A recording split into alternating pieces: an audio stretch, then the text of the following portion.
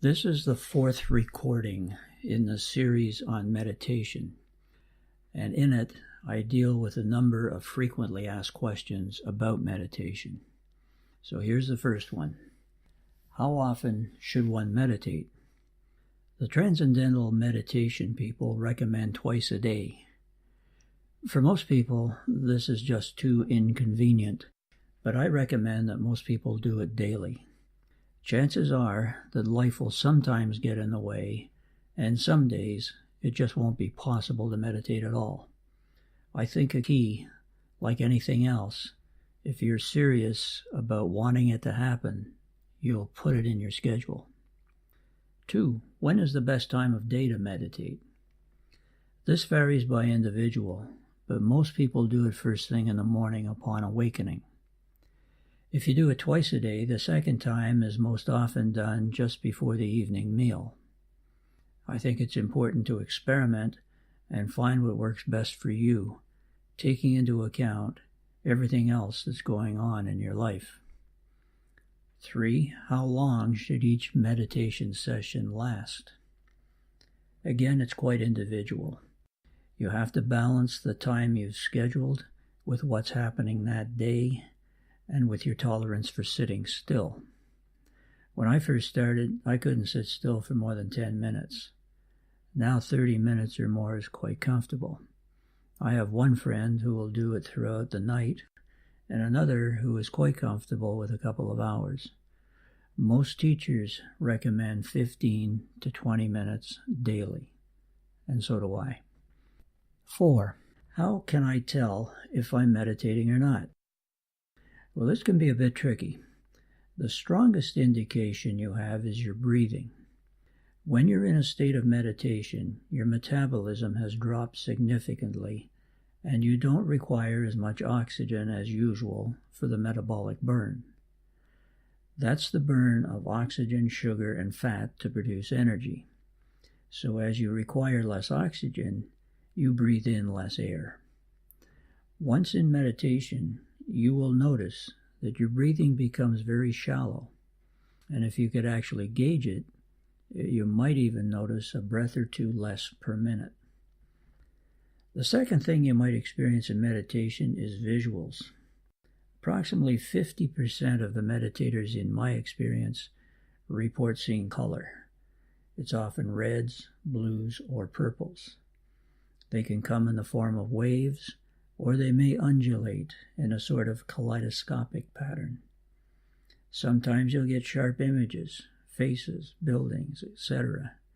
And on occasion you might be on the edge of sleep and your brain waves may slow down to theta, where you find yourself in the dream state. The sure indication is your breath. The others are a little hit and miss. 5. When do the benefits of meditation start showing up? Well, this varies a lot. I've had one student reporting results after just one class involving 2 sessions. This is very unusual, however. For most people, it's 3 or 4 weeks before something noticeable shows up. Usually the first thing that people report is that things that used to bother them don't as much anymore. As well, it's like going to the gym. If you do it regularly, the results will show up sooner. 6. What, if anything, has meditation to do with yoga? Well, generally, the popularity of meditation in the Western world originated in India and came from the practice of yoga. Today, for the most part, the two are quite separate activities, although many yoga teachers also teach meditation.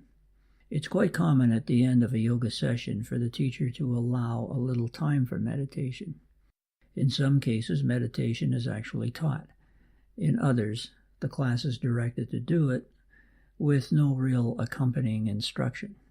In these cases, it's much like a warm down after a workout, but it's not meditation. 7. Does meditation have anything to do with religion? Meditation has been associated with and used in religion, but is not at all the same thing. In a sense, it's much like music. You'll find music in church. It can enhance the religious experience, but it is not religion. 8. Is mindfulness the same thing as meditation? No. They're two different activities.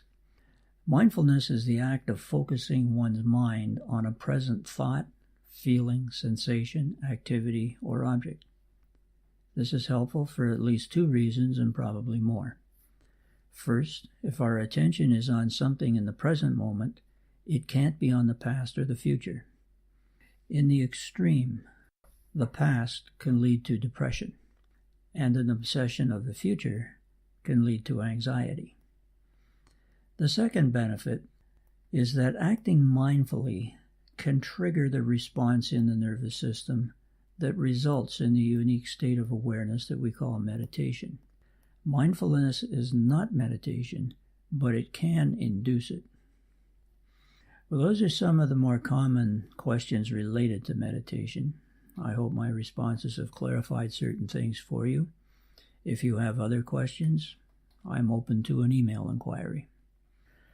A final note, some people find that listening to an external voice helps them to settle more easily into a deep meditative state.